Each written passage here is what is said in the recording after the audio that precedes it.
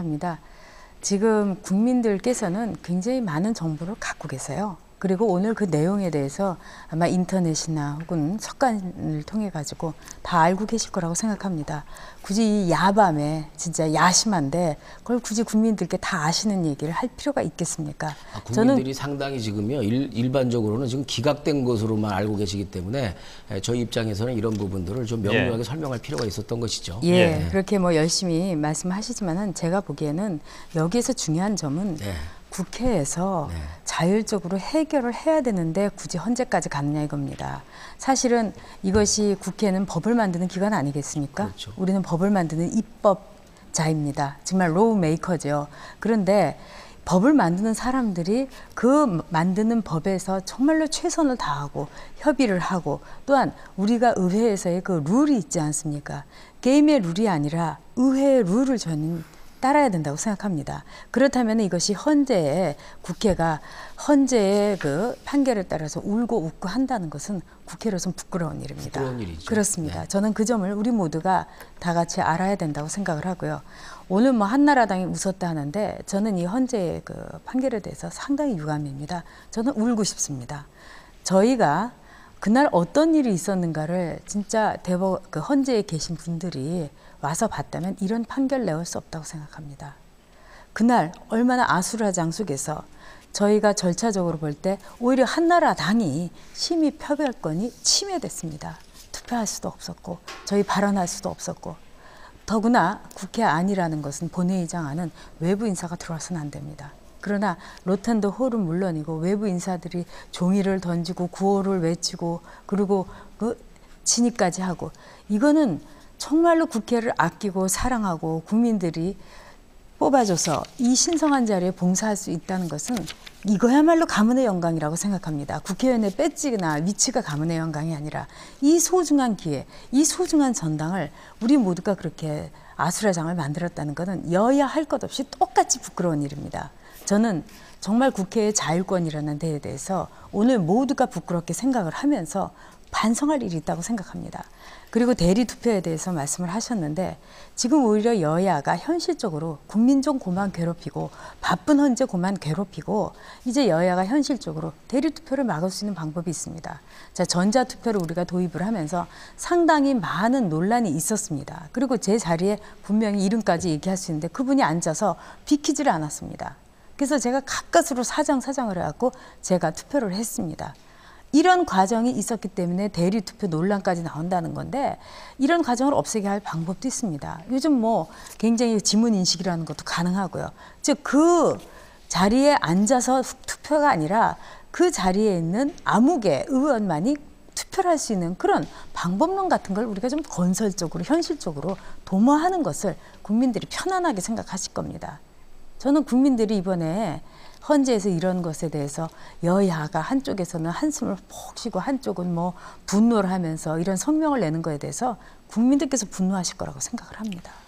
지금 전혁 의원님께서 말씀하신 그 전자투표 로그인 방식의 개선 이런 것들은 뭐 아주 하찮은 기술적인 문제고요. 앞으로 고쳐지겠죠. 이번에 문제가 됐으니까. 이번에 그런 걸 개선하는 그래서요. 좋겠죠. 제가 말씀드리는 건 이렇습니다. 기본적으로 지금 모두가 부끄러운 일이 벌어졌는데요. 부끄러운 짓을 하게 된 원인 제공자가 누구냐. 물론 우리는 한나라당 때문에 그렇다. 한나라당은 민주당 때문에 그렇다. 이렇게 얘기를 하시겠죠. 그러나 제가 아까 말씀드렸듯이 갑자기 이틀 동안 이 협상을 하다가 결렬이라는 선언도 하지 않고 강제적으로 물리력을 통원해서 172석이라는 어마어마한 괴력으로 밀어붙이겠다고 의장석을 점거해 버리는 그러한 일을 먼저 한 것 자체가 물리력을 동원할 수밖에 없고 아까 말씀드린 것처럼 국민들에게 부끄러운 모습을 연출하려는 그런 단초가 됐다라는 말씀을 드릴 수밖에 없고요. 두 번째는 이렇습니다. 저는 이번에 국민 여러분들께 좀 호소를 드리고 싶은 것이 이번에 국민들이 그런 것들을 알았기 때문에 이번 재보선에서 어찌됐든 민주당이 그렇게 예뻐 보이진 않지만 그래도 민주당에게 힘을 실어줬다고 생각을 하는데 이게 나라와 나라 사이에도 힘이 적절하게 균형이 되면 전쟁이 일어나지 않습니다. 그런데 나라와 나라 사이에 한쪽 힘이 너무 커지고 한쪽은 너무 작게 되면은 걸핏하면 쳐들어오죠. 과거 우리나라가 약속이었던 시절에 중국과 러시아, 일본으로부터 걸핏하면 침략당했던 것이 바로 약소국의 서름이었죠. 지금 17대 국회, 18대 국회의 그런 의석 분포가 우리 민주당, 야당이 제1야당, 명색이 제1야당이 한나라당보다 거의 100석 가까이 부족한 이런 상태에서 있기 때문에 한나라당은 지금 아까 모두의 말씀을 하셨습니다만 돌파력, 추진력 이런 것들에 대해서 지지자들이 불만을 갖고 있다. 그렇기 때문에 앞으로 더욱더 돌파력과 추진력을 보여줄 가능성이 있는 것처럼 말씀을 하셨는데 그런 돌파력과 추진력으로 마구 몰아붙이니까 힘없는 야당으로서는 어찌할 수 없이 막을 수밖에 없는 것이고 모든 법을 다 막았던 것이 아니고 미디어법이라는 민주주의 원천법이고 아까 말씀드린 대로 게임의 룰이고 그리고 모든 자의 원천법인 미디어법에 대해서 우리가 막을 수밖에 없었던 것이고 그 막을 수밖에 없었던 야당을 짓밟고 끝내는 통과를 시켰는데 그 통과하는 과정에서 매우 문제와 하자가 발생이 됐고 그러한 하자 발생이 우리 여야끼리는 우리가 판결을 심판을 서로 할 수가 없기 때문에 그걸 당연히 헌법재판소에 갖고 간 것이고 헌법재판소에서는 그러한 절차적인 과정에 있어서 의결권, 표결권, 심의권 그리고 일사부재 이런 것들이 모두 다 문제가 있다는 것이 이번에 인정됐고 확인이 된 것입니다. 다만 그 어떤 그 효력 문제에 있어서는 소수 의견이 돼 있는데 그 효력에 있어서도 제가 아까 설명한 것처럼 이것은 자기네들이 헌법재판관들이 효력이 있느냐 없느냐까지 따지는 것은 무리한 부분이 있으니까 이것은 당사자인 피청구인 국회의장이 위법적인 문제를 시정할 수 있는 조치라는 것이 바람직스럽다. 또 한 분은 이 국회가 정치적으로 자율권을 가지고 재협상하는 것이 옳다. 그런 취지의 판결을 한 것입니다. 예. 우리의 이야기를 해봅시다. 국회의원 아닙니까? 우리의 이야기를 해봅시다. 우리가 잘해야 되는 겁니다. 지금 2005년에 사학법 투쟁 때 저희가 그 당시에 굉장히 곤혹스러웠었는데 어떻게 돼서 그렇게 됐냐면요. 정말 그때야말로 괴력으로 밀어붙였죠. 저희 그 강제석 150석밖에 안 됐어요. 150석이었지만 그렇죠. 제가 얘기를 할 테니까 좀 들어주십시오. 네. 사학법 그때 한나라당의 원내대표였던 강제석 대표가 이런 얘기를 했습니다. 약속을 했다. 그리고 이번에 직권상정을 하고 밀어붙이게 되면 난 그만둔다고 얘기를 했다. 그렇기 때문에 약속을 열린우리당이 지킬 거다. 이랬는데 저희 보고 점심 먹으러 갔다 오라고 해서 점심 먹는 사이에 직권상정을 해서 그냥 일사천리로 통과를 시켜버렸어요. 근데 저희는 이런 거에도 불구하고 지금 그 모든 것에서 우리가 이런 일을 했으니까 이번에 한나라당이 이랬다.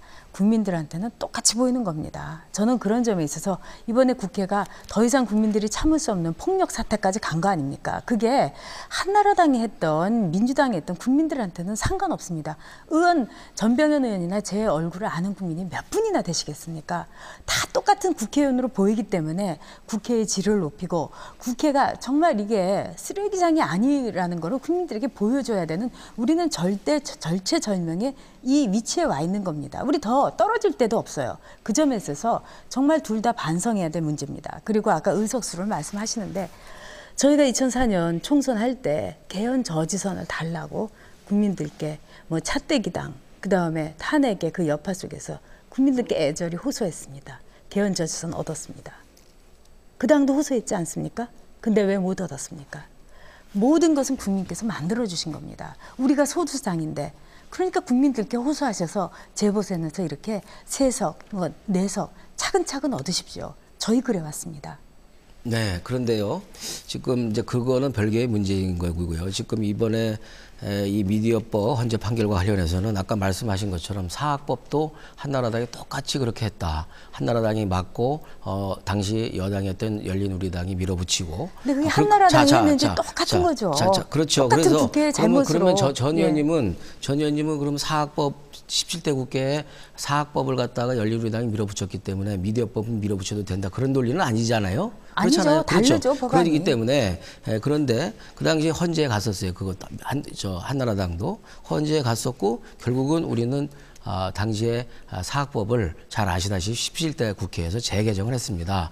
저희는 지금 이거 헌재에 이제 간다 안 간다 또는 과거에 7월 22일 날 있었던 것이 누구 잘못이냐 누구